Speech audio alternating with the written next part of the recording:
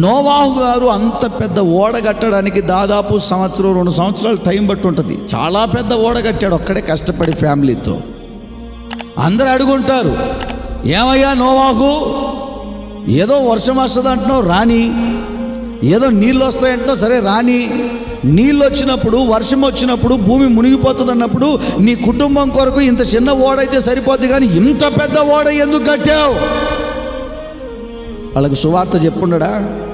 అయ్యా దేవుడు భూమి మీదికి జలప్రళయాన్ని రప్పిస్తున్నాడు, మారు మనసు పొందండి, పాపాన్ని మానండి, పశ్చాత్తాపడండి, దేవుని దగ్గరికి రండి, బ్రతికిన 4 రోజులైనా నీతిగా బ్రతకండి, ధర్మంగా బ్రతకండి, యథార్థంగా బ్రతకండి, ఆయన రాకడ రాబోతుంది, ఆయన చెప్పాడు ప్రళయం రాబోతుంది, మారండి అని సువార్త విన్నారు కదా.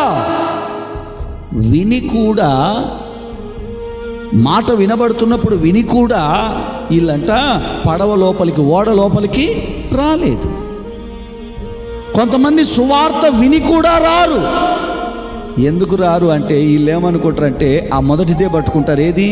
దేవుడు మమ్మల్ని అవిధేయత స్థితిలో పెట్టాడు కాబట్టి మేము ఈయనే ఉంటాం. పెట్టింది ఆయన, కానీ ఎందుకు పెట్టాడో ఆయనకు తెలుసు, ఎప్పుడు బయటికి తెస్తాడో ఆయనకు తెలుసు. ఆయన రక్తం ఉంది కదా అని విచ్చలవిడిగా పాపంలో బ్రతకొచ్చా? ఆయన రక్తం క్షమిస్తుంది కదా అని, ఆయన కృప క్షమిస్తుంది కదా అని, ఆయన కరుణ క్షమిస్తుంది కదా అని మనం విచ్చలవిడిగా పాపపు లోకంలో బ్రతకొచ్చా? ఇదే సంఘానికి బోధిస్తున్నాడు.